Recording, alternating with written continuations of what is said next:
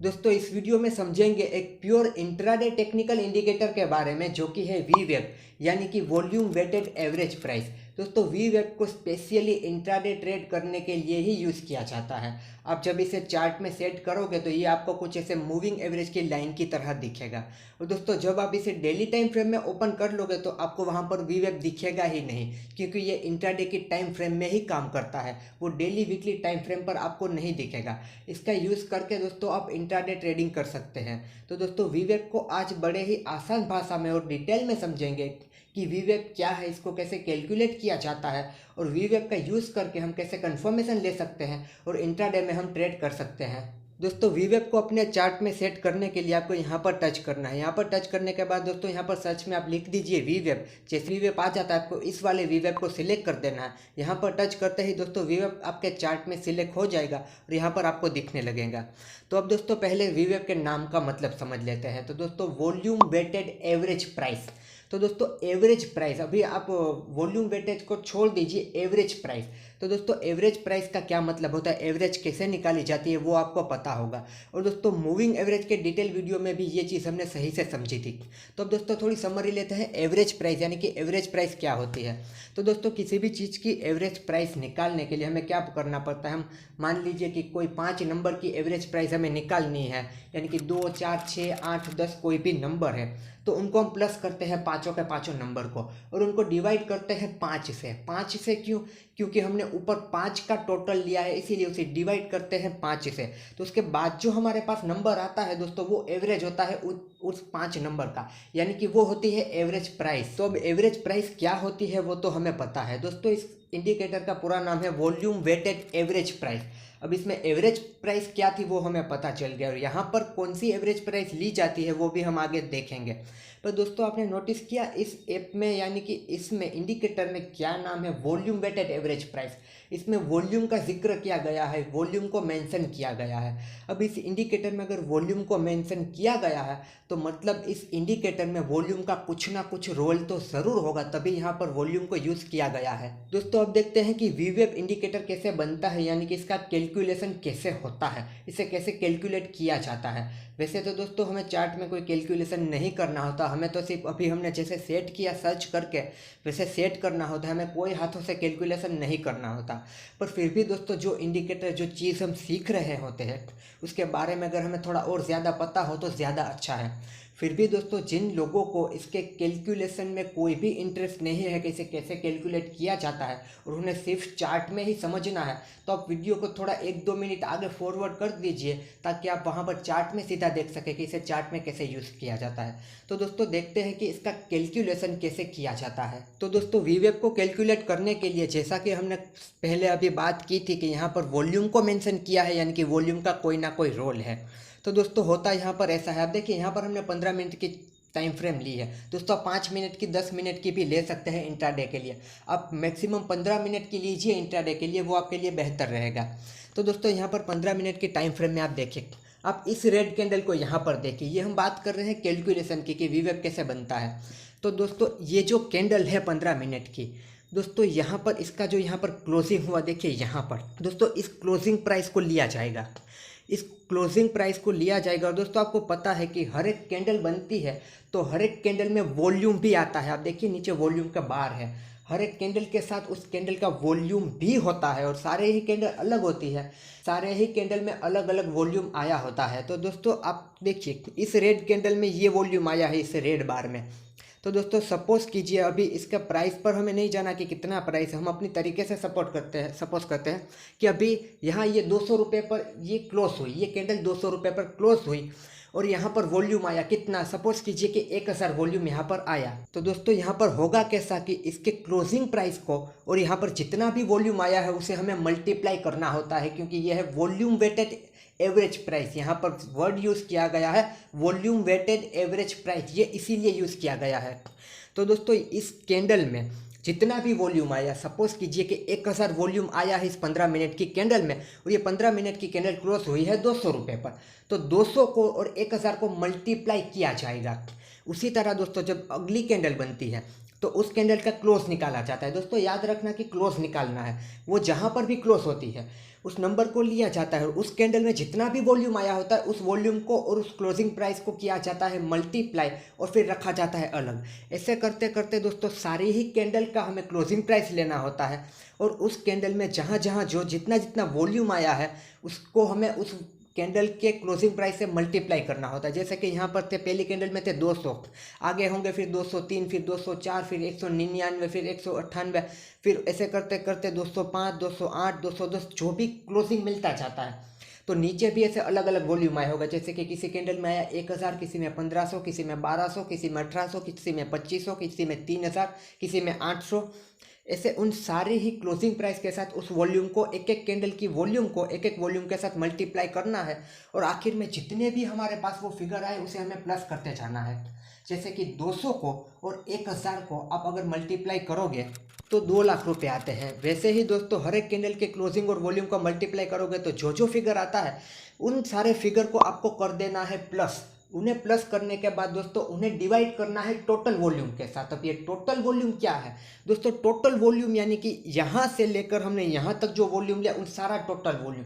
मान लीजिए कि टोटल वॉल्यूम था दोस्तों 20,000, तो हमें उस वहाँ पर जो हमारे पास फिगर आया है ऊपर का उसे 20,000 के साथ डिवाइड कर देना है दोस्तों।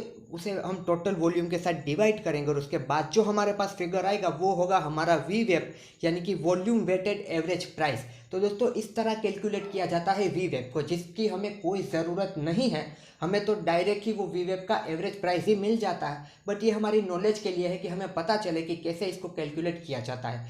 तो दोस्तों वी वेब को कैलकुलेट करने के लिए हर जो कैंडल होती है उस कैंडल में जो वॉल्यूम होता है उस कैंडल की क्लोजिंग को और वॉल्यूम को मल्टीप्लाई करना होता है। ऐसे हमें करते जाना होता है, फिर उन सबको प्लस करके ऐड करना होता है, फिर उसे डिवाइड करना होता है टोटल वॉल्यूम से, तो हमें मिल जाती है वॉल्यूम वेटेड एवरेज प्राइस। तो दोस्तों ये तो हो गया कैसे वॉल्यूम वेटेड एवरेज प्राइस को कैलकुलेट किया जाता है।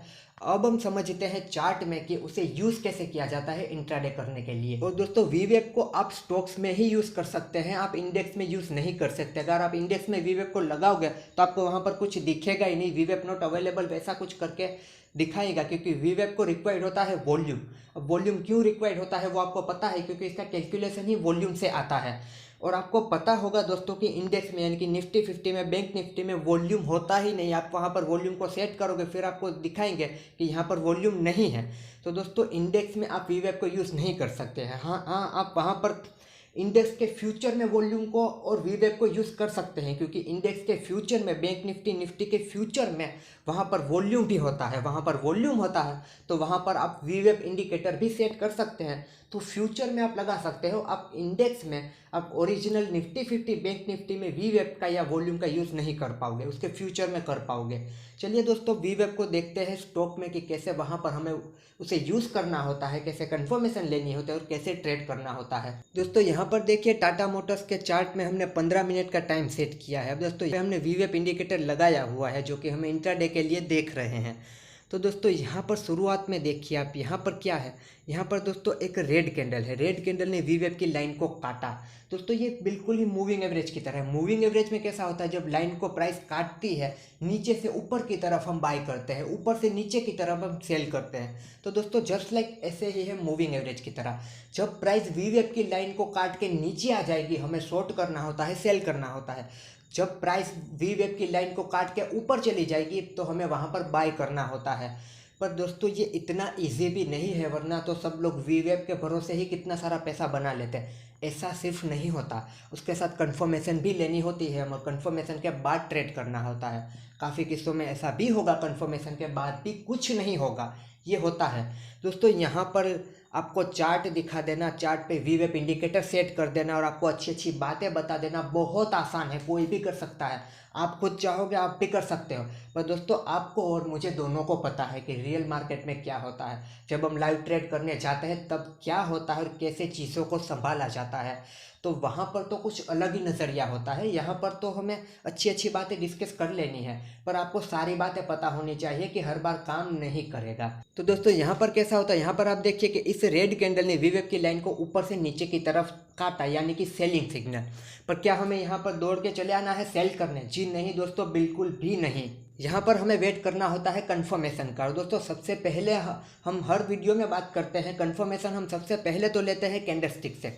जिस कैंडल ने आपकी वीवेब की लाइन को काटा है उसके आगे की कैंडल का क्लोज जो लाइन काटी है उसके लो के नीचे क्लोज होना चाहिए, जो कि यहाँ पर हो रहा है। और आपकी लाइन काटने वाली कैंडल कोई स्ट्रॉन्ग कैंडल होनी चाहिए या फिर कोई पैटर्न में फॉर्म होनी चाहिए, जैसे कि यहाँ की बियरिश मारुबोजू फॉर्म हुई है उस तरह। अगर आपको कोई छोटी सी ऐसी कोई बेकार सी कैंडल काट देती है, मतलब कि कोई जिसमें ना बॉडी है वीक है, मतलब समझ में ही नहीं आता ये क्या है, ऐसी कोई कैंडल काट देती है तो वहाँ पर कुछ नहीं होगा। कोई स्ट्रॉन्ग आपको कोई बियरिश या बुलिश कैंडल काटनी चाहिए। तो फिर दोस्तों यहाँ पर कैंडल से तो कंफर्मेशन मिल गई, पर क्या कैंडल की कंफर्मेशन से भी हम ट्रेड ले सकते हैं? जी हाँ दोस्तों, कैंडल की कंफर्मेशन से ट्रेड लोगे तो वहाँ पर प्राइस एक्शन बीच में आ जाएगा आपका, तो वहाँ पर आप इस कैंडल पर ट्रेड ले सकते हैं, यानी कि यहाँ पर शॉर्ट कर सकते हैं। और आपको स्टॉप लॉस लगाना है यहाँ पर जिस कैंडल ने आपके वीवेब की लाइन को काटा है उसके ऊपर, यानी कि उसके हाई के ऊपर आपको स्टॉप लॉस लगा देना है। पर दोस्तों सिर्फ इस कैंडल स्टिक के भरोसे भी कंफर्मेशन ना ले, ट्रेड ना दोस्तों, और प्राइस एक्शन को यूज़ कर लीजिए, यानी कि सपोर्ट रेजिस्टेंस को यूज़ कर लीजिए। आपको उसके आसपास ढूंढना है, कहीं सपोर्ट रेजिस्टेंस मिल जाता है तो दोस्तों यहाँ पर तो हमें आगे जाएंगे तो यहाँ पर एक सपोर्ट मिलेगा, यहाँ पर ये लाइन होगी, मतलब कि सपोर्ट भी टूटा है, यानी कि डबल कंफर्मेशन। सपोर्ट भी टूटा है, उस कैंडल में वॉल्यूम भी आया है, वो चीज़ें भी चेक करनी है। और उसके अलावा दोस्तों काफ़ी लोग वीवेब के साथ MACD इंडिकेटर को भी यूज़ करते हैं। अगर आप MACD को यूज़ साथ में करना चाहते हैं तो आप बिल्कुल कर सकते हैं, तो उसके साथ भी आपको डबल कंफर्मेशन और ट्रिपल कंफर्मेशन मिल सकती है। तो दोस्तों जो कैंडल आपकी वीवेब की लाइन को काटती है उसके आगे की कैंडल उसके नीचे क्लोज होनी चाहिए, वहाँ पर कंफर्मेशन मिलने के बाद देखना है कि कोई स्ट्रॉन्ग पैटर्न है, उसके बाद देखना है कि क्या कोई यहाँ पर आपके कोई मतलब कि कोई पैटर्न बन रही है, कोई कैंडलस्टिक में पैटर्न बन रही है, वहाँ पर कोई सपोर्ट रेजिस्टेंस है वो टूट रहा है, उसके बाद जाके ट्रेड लीजिए। मान लीजिए कि यहाँ पर सपोर्ट होता है, यहाँ पर वो सपोर्ट टूटता ही नहीं कोई, तो हम ट्रेड नहीं लेते। तो इस तरह आप यहाँ पर ट्रेड ले सकते हैं। ऊपर स्टॉप लॉस सेट कर लेना है, यहाँ पर एंट्री कर लेनी है, जब तक वीवेब के नीचे प्राइस रहता है आप ट्रेड में बने रहिए। जैसे ही वो ऊपर जाने की कोशिश करता है वहाँ पर अपना टारगेट लेकर वहाँ से आप निकल सकते हैं। तो दोस्तों इसी तरह यहाँ पर अब देखिए, यहाँ दोस्तों महिंद्रा एंड महिंद्रा के स्टॉक में आप देखिए कि एक स्ट्रॉन्ग बियरिश मारुबुजू कैंडल ने वीवेब की लाइन को ऊपर से नीचे की तरफ काटा, और यहाँ पर तीसरी कैंडल में, दूसरी में नहीं मिली, तीसरी में हमें कंफर्मेशन मिली और उसके बाद स्टॉक नीचे जाने लगा। दोस्तों यहाँ पर भी आपको सपोर्ट रेजिस्टेंस फाइंड कर लेने हैं, कैंडलस्टिक के कंफर्मेशन का ध्यान रखना है, कोई बियरिश या बुलिश कैंडलस्टिक है ये भी आपको देखना है, उसके बाद ही ट्रेड लेना है। इसके साथ MACD यूज़ करना चाहते हो तो आप बिल्कुल कर सकते हो। उसके बाद दोस्तों आप यहाँ पर देखिए इसी स्टॉक में थोड़ा ही आगे जाके क्या हुआ, यहाँ से स्टॉक धीरे धीरे ऊपर चढ़ने लगा और यहाँ पर फाइनली दोस्तों इसने एक स्ट्रॉन्ग बुलिश मारुबुजू कैंडल के साथ यहाँ पर इस लाइन को काट दिया, वीवेब की लाइन को नीचे से ऊपर की तरफ काट दिया, और यहाँ पर कहीं ना कहीं हमें कंफर्मेशन मिल गई। तो यहाँ पर स्टॉप लॉस रख के आप यहाँ पर ट्रेड ले सकते हैं। देखिए उसके बाद स्टॉक ऊपर जा रहा है, और दोस्तों यहाँ पर देखिए एक रेजिस्टेंस बन गया था, जैसे ही ग्रीन कैंडल ने इस लाइन को काटा उसके साथ साथ रेजिस्टेंस भी टूटा था, तो वो हमें डबल कंफर्मेशन मिल सकती है। और दोस्तों यहाँ पर भी एक सपोर्ट था, आप देखिए कि प्राइस एक्शन ने यानी कि कैंडलस्टिक्स ने आपको यहीं पर सिग्नल दे दिया था।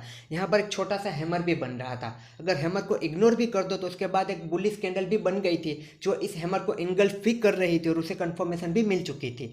तो दोस्तों प्राइस एक्शन तो हमें एडवांस आपको सिग्नल देता है, सारे इंडिकेटर तो बाद में देते हैं, तो यहाँ से भी हमें कंफर्मेशन मिल सकती थी। तो देखिए उसके बाद भी स्टॉक ऊपर की तरफ ही जा रहा था। तो दोस्तों इस तरह वीवेब का यूज़ करके आप बाइंग और सेलिंग कर सकते हो दोस्तों। उसके बाद आप देखिए वीवेब के ऊपर नीचे जाने के बाद वीवेब उस प्राइस के लिए ऐसा सपोर्ट और ऐसा रेजिस्टेंस भी काम करेगा। यहाँ पर इस UPL के चार्ट में आप दोस्तों देखिए, यहाँ पर से एक ग्रीन कैंडल ने वीवेब की लाइन को काटा था नीचे से ऊपर की तरफ, और ऊपर हमें कंफर्मेशन भी मिल गए, मतलब हमें लगता है कि अब तो स्टॉक ऊपर ही जाएगा, पर आप देखिए स्टॉक ऊपर नहीं गया दोस्तों, यहाँ पर स्टॉक कंसोलिडेशन फेज में चला गया। तो दोस्तों ये भी होता है, जैसा कि पहले मैंने आपको बताया था कि चार्ट पर तो हम अच्छी अच्छी चीज़ें दिखा देते हैं, अच्छी अच्छी चीज़ें देख लेते हैं, बट रियल मार्केट में दोस्तों ये होता है, और ज़्यादातर ये होता है। जो हम वीडियो में सीखते हैं वो तो बहुत कम होता है, ज़्यादातर यही होता है। तो ये चीज़ों को ध्यान में रखना भी ज़रूरी है। वीवेब आपने वीडियो देख के कहीं पर सीख लिया, वीवेब ने को कैंडल ने काटा, वहाँ पर ट्रेड लेने चले गए, नहीं दोस्तों ऐसा नहीं। जितनी हो सके उतनी कंफर्मेशन ले लो, उसके बाद ट्रेड लो, और वो भी प्रॉपर स्टॉप लॉस के साथ ट्रेड लो, क्योंकि लाखों कंफर्मेशन भी ले ली फिर भी स्टॉप लॉस को नहीं भूलना, क्योंकि मार्केट हमारे हिसाब से नहीं चलता, हमें मार्केट के हिसाब से चलना है। तो हमें वहाँ पर स्टॉप लॉस को फॉलो ज़रूर करना है, क्योंकि दोस्तों यहाँ पर कहीं ना कहीं एक ऊपर रेजिस्टेंस होगा जो रेजिस्टेंस अभी तक नहीं टूटा। ये रेजिस्टेंस टूटने के बाद ही हमें ट्रेड ले लेना होता है। तो आपको प्राइस एक्शन को तो सबके बीच में रखना है। कोई भी इंडिकेटर सीख लो, कोई भी इंडिकेटर यूज़ कर लो, साथ साथ में प्राइस एक्शन को तो आपको रखना ही है, क्योंकि प्राइस एक्शन एडवांस टूल है आपके सारे ही ट्रेड के लिए। तो प्राइस एक्शन के साथ सारे चीज़ों को आपको यूज़ करना चाहिए, और कंफर्मेशन लेना चाहते हो तो वो भी ले लेनी चाहिए। और दोस्तों इस बात को भी याद रखना कि कंफर्मेशन मिलने के बाद भी ऐसा हो सकता है, तो ऐसी सिचुएशन में आपको आपका स्टॉप लॉस आपको बचा सकता है। एंड दोस्तों काफ़ी बार ऐसा भी होगा कि वी वेब को देखकर कुछ पता ही नहीं चलेगा, मतलब कि देखिए यहाँ पर ना ऊपर जा रहा है ना नीचे जा रहा है, वी वेब बिल्कुल ही कैंडल के बीच बीच में चल रहा है। तो यहाँ पर तो मेरे हिसाब से हमें कोई ट्रेड नहीं लेना है। जब नीचे चला आता है तो नीचे नहीं जाता, ऊपर चला जाता है तो ऊपर नहीं जाता है, कंसोलिडेशन फेज में आ गया है। यहाँ पर देखिए एक स्ट्रॉन्ग कैंडल ने वी वेब की लाइन को तोड़ा था, पर वहाँ पर कैंडल स्टिक की कंफर्मेशन नहीं मिली, इसके हाई के ऊपर ये कैंडल स्टिक क्लोज नहीं हुई। यहाँ पर आप देखिए कि यहाँ पर रेड कैंडल ने इसे नीचे से तोड़ा था, बस इन रेड कैंडल को भी कंफर्मेशन मिली ही नहीं। देखिए यहाँ पर आखिर में 4 कैंडल के बाद कंफर्मेशन मिली, जो कोई काम आई ही नहीं। इसके बाद भी देखिए ग्रीन कैंडल ने काटा, उसे कंफर्मेशन नहीं मिली, रेड कैंडल ने काटा, उसे कंफर्मेशन नहीं मिली। तो दोस्तों ऐसी चीज़ें भी होगी, तो ऐसी चीज़ें में मेरे हिसाब से दूर हो जाइए, उस स्टॉक से, मार्केट से दूर हो जाइए। वहाँ पर वी वेब के भरोसे मत बैठिए। वी वेब के भरोसे तभी ट्रेड कीजिए जब प्राइस एक्शन भी हो रहा हो, स्ट्रॉन्ग बुलिश बेयरिश कैंडल भी हो, उसमें वॉल्यूम भी आया हो, और आपको कोई ऐसी पैटर्न भी दिख रही हो और सपोर्ट और रेजिस्टेंस भी ब्रेकआउट हुए हो, तब आपको जाके वहाँ पर ट्रेड लेना है। दोस्तों ये सारी चीज़ें ध्यान में रखनी है, सिर्फ अच्छी अच्छी बातें देखनी और अच्छी अच्छी बातें नहीं सुननी। आप मार्केट में काम कर रहे हो, आपको प्रैक्टिस करनी है, अपना दिमाग लड़ाना है, सिर्फ कहीं से देख के सुन के ट्रेड नहीं ले लेना है। आपको पता होगा, और आपको यहाँ पर वीडियो में सब अच्छा अच्छा दिखेगा, बट रियल मार्केट में क्या होता है वो आपने एक्सपीरियंस किया ही होगा। मैं रोज़ करता हूँ, मुझे पता है जैसा हम वीडियो में देखते हैं वैसा कभी नहीं होता, कभी कभार ही होता है, ज़्यादातर अलग ही होता है। तो उन अलग चीज़ों को ही हमें पकड़ना है और अपने जीवन में उतारना है, अपनी ट्रेडिंग लाइफ में उतारना है, और हमें उन चीज़ों से सीखना है। दोस्तों हज़ारों वीडियो देख लो, हज़ारों किताबें पढ़ लो, कुछ नहीं होगा जब तक लाइव मार्केट में प्रैक्टिस नहीं करोगे और सेल्फ लर्निंग नहीं लोगे। 50 वीडियो देख लो, बट सेल्फ लर्निंग के बारे में नहीं सोचोगे, तब तक आप अच्छे ट्रेडर, अच्छे इन्वेस्टर नहीं बन पाओगे। जब आप ट्रेड कर रहे होते हो तो तब सिर्फ किसी की टिप से या किसी के वीडियो से ट्रेड मत कीजिए। अपने हिसाब से अपना दिमाग लगाकर आपने जो चीज़ें सीखी है, आपने जो गलतियाँ की है, उन चीज़ों को यूज़ करके आप वहाँ से ट्रेड लीजिए, ताकि आपको और ज़्यादा सीखने को मिलेगा। और दोस्तों जो लर्निंग सेल्फ लर्निंग से आती है, जो चीज़ें हम सेल्फ लर्निंग से सीखते हैं, वो कहीं से नहीं आती है। तो सेल्फ लर्निंग पर भी ज़्यादा ध्यान देना, और लाइव मार्केट में छोटे छोटे लॉस को लेकर ज़्यादा सीखने की ट्राई भी करना। सो आई होप दोस्तों आपको वी वेब समझ में आ गया होगा, इसे यूज़ कैसे करना है वो समझ में आ गया होगा। आई होप दोस्तों यू लाइक दिस वीडियो।